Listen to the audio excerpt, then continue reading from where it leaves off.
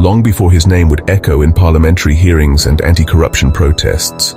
Vusi Cat Matlala was already well versed in the language of violence and shadow deals. His criminal journey began in the early 2000s, where whispers in the townships of Gauteng placed him at the center of a series of cash-in-transit heists and house robberies. He was quick, elusive, and brutal, earning the nickname Cat for his ability to vanish and strike without warning. Amidst institutional weaknesses and a rising organized crime ecosystem, Matlala was building his network, brick by bloody brick. He knew the value of loyalty, fear, and most of all, connections. But it was a meeting years later that would turn his story from gangster to government-linked kingpin. That man was Hangwani Morgan Maumela, a politically connected businessman with ties to procurement offices across Gauteng, especially Tembisa Hospital. Actually, he is the nephew of Cyril Ramaphosa from the previous marriage. Together they forged a deadly alliance, one that would span ghost companies, corrupted public officials, and a healthcare looting spree that would eventually claim lives, including one of South Africa's bravest whistleblowers. By the late 2010 ES, Maumela and Vusi had perfected a strategy to loot from the public purse, particularly from the already strained health sector. Using a sophisticated network of over 200 front companies, many of which were registered under associates, lovers, or employees, they rigged the RFQ, request for quotation system. They'd submit quotes from multiple controlled entities to guarantee one of their companies would win. One notorious transaction revealed by investigative journalists showed just how inflated these deals were. A basic medical supply costing 3.20 per rand unit was billed to Tembisa Hospital at 152 rand per unit. One order involving 8,000 units should have cost just 25,600 rand, but was instead billed at over 1.2 million rand, a markup of over 4,500%. Their scheme funded a lifestyle that shocked even the country's elite. Vusi and Maumela purchased homes in Sandhurst and Camps Bay, two of South Africa's most expensive neighborhoods. They drove 4 million rand luxury vehicles, flew in private jets, and hosted parties where money rained like confetti. But their reign of theft was not going unnoticed. In 2021, a courageous woman named Babita Deokaran, acting as the Chief Director of Financial Accounting at the Gauteng Department of Health, noticed irregularities in Tembisa Hospital's procurement books. Suspicious of the massive payouts going to obscure companies, including those tied to Maumela and allegedly Vusi, she ordered 70 million rand in payments to be frozen. I made a video about this months ago. You can watch it at the end of this video. On the morning of the 23rd of August 2021, Babita was shot multiple times outside her home in Mondeor, Johannesburg. The assassins fled, leaving behind a nation shocked by the execution of a civil servant who had merely done her job. Several suspects were arrested, and links to Maumela emerged almost immediately. Although no official indictment named Vusi, rumors among police insiders and local journalists painted a damning picture. Not long after Babita's death, the public started hearing about Vusi's other life, one far darker than his tender schemes. In late 2021, Vusi allegedly shot and killed his best friend Kosi in Mamelodi, reportedly over a debt that Matlala refused to pay. This murder, though never officially connected to Vusi, became folklore in Pretoria's Underworld, where friends turned enemies ended up in coffins, not courtrooms. The death of Kosi marked a shift. Vusi was no longer just a fraudster cloaked in Versace and armed with spreadsheets. He was now a man feared by other criminals, a kingpin with a kill list. By 2023, Vusi Cat had transcended his criminal roots. He was now a businessman, a philanthropist, even a rumored advisor to high-ranking police officials. He had also become romantically entangled with multiple women, including Cordelia Kabeng, a young woman from a poor background whom he pampered with private jet trips and blue light convoys, and later with the actress Tebogo Tobajan. But behind the lavish Instagram stories and red carpet events, the blood trail never stopped. In August 2022, Vusi allegedly attempted to assassinate Joe Sibanyoni, known in the underworld as Joe Ferrari. Joe survived, but the attempt marked Vusi's public entrance into the domain of contract killings, an identity he would soon embrace. Behind the curtain, Vusi was also allegedly doing business with the infamous Jonathan Mswazi Masibi, a feared criminal overlord with reach across Gauteng and Mpumalanga. Upon Mswazi's death, Vusi was rumored to have taken up the mantle South Africa's new John Wick, feared not just by rivals, but also by state officials who were said to protect him. It is around this time that Vusi began courting influence at the highest levels of the South African police service. Photos emerged of him gifting a black Mercedes-Benz to Brigadier Julius Mkhwanazi, head of the Ekurhuleni Metro Police Department. Others claimed he had high-ranking protection from generals, commissioners, and even cabinet ministers. In November 2024, law enforcement agencies, including the Hawks, SAPS, and SARS, raided Durban businesswoman Shaun Kaiser's La Lucia mansion and seized over 40 firearms. At the time, Ms. McKaiser publicly denied any involvement. However, Ian Cameron, chair of the Parliamentary Portfolio Committee on Police, later disclosed that the weapons in question were registered to CAT VIP Protection, a private security firm owned by Vusi CAT Matlala. If ordinary citizens illegally stored firearms at an unregistered premise, not fit for firearm storage, they would face criminal charges and have their weapons confiscated.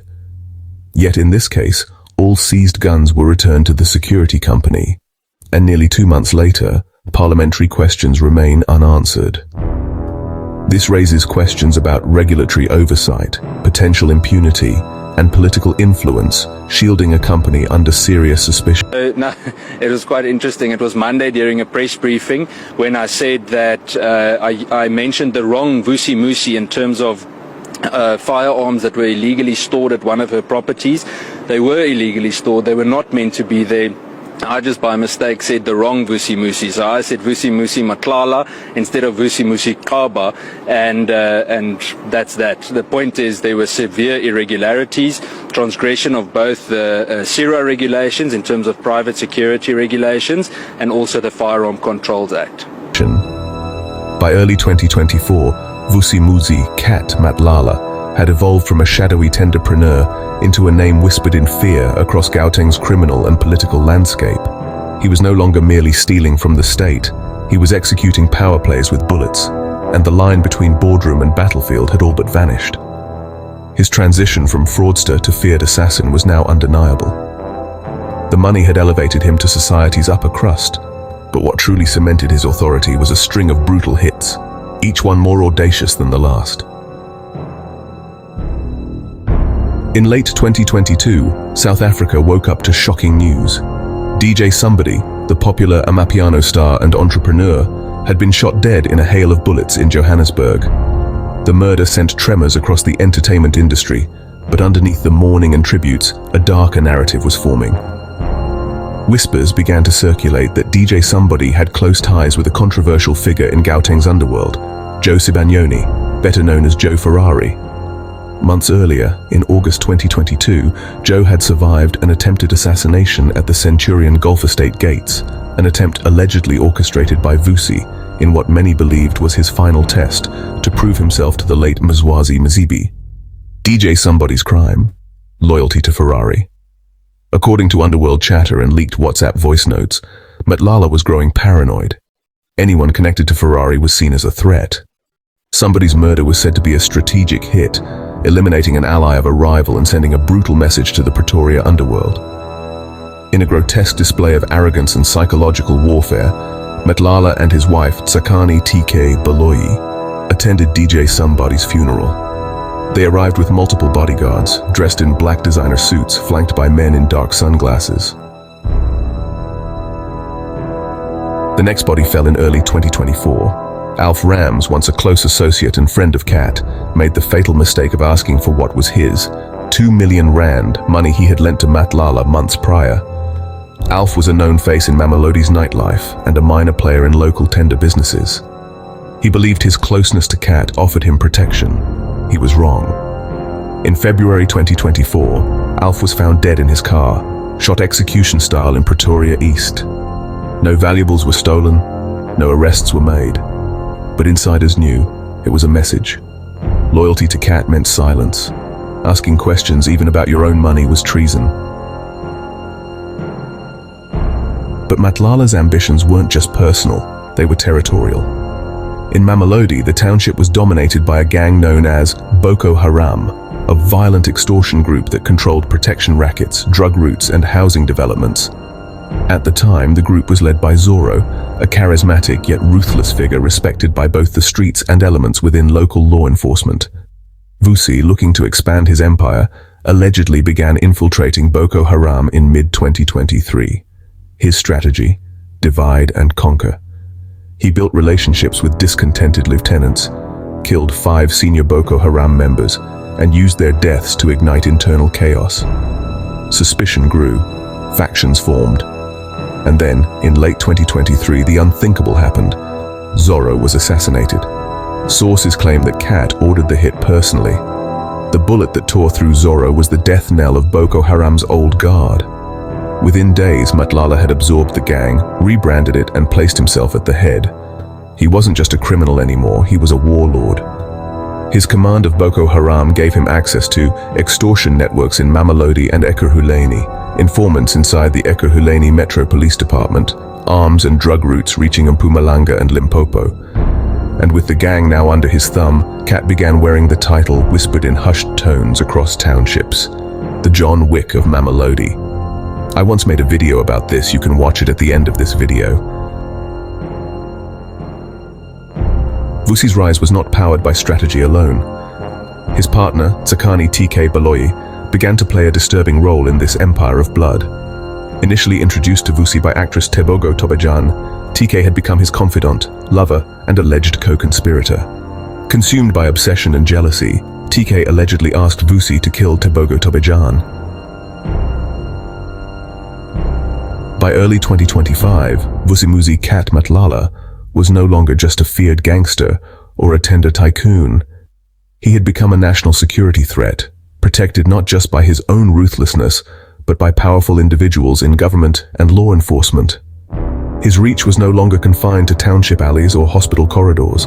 It extended all the way into Parliament, SAP's headquarters, and even the office of the police minister. The collapse of justice was no accident. It was bought. One bribe, one promotion, one assassination at a time. In June 2024, a bombshell tender was awarded by the South African Police Service, SAPS, a contract valued at 360 million rand for health services across several police districts. The winning bidder, Medicare 24 Swine District, a company linked directly to Vusimuzi Matlala, despite being under investigation for procurement fraud at Tembisa hospital tax evasion, possible links to the murder of Babita Deokaran, attempted murder charges involving Tebogo Tobajan. Vusi's company still received the contract.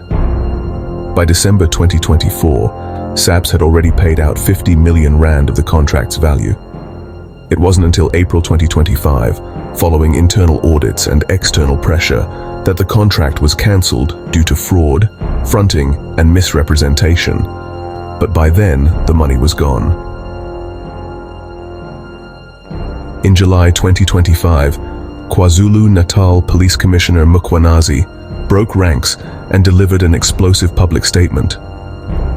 In front of media cameras and legal observers, Mkhwanazi accused Police Minister Senzo Deputy Police Commissioner Shadrack Sibia, a known Vusi associate named Brown Magotsi, of orchestrating the disbanding of a critical SAPS task team, the Political Killings Task Team, to shield Vusi from arrest and preserve his SAPS contract.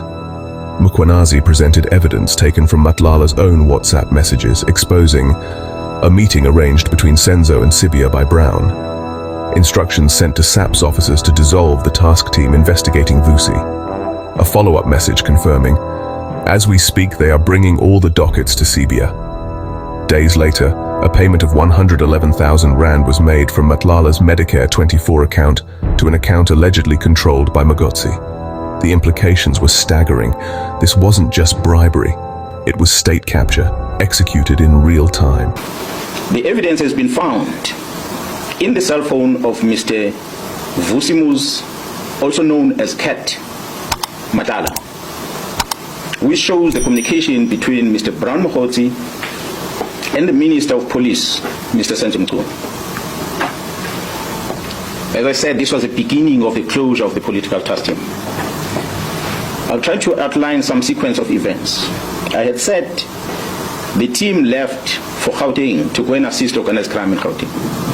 There was a shooting incident that had occurred in April 2024, where Mr. Swart, a QTech employee, was fatally shot while entering the company premises. QTech has been a long-standing service provider to Transnet. Shortly after the incident, 3 suspects, including a warrant officer, a South African Police Service warrant officer, a detective Tau Pule, were arrested in Johannesburg. During the arrest, weapons that were used in this murder, which was an AK-47 and a pistol, along with cell phones, were confiscated. So they conducted a ballistic test in order to check whether these firearms were linked with that murder and many other murders perhaps that will have occurred in the country.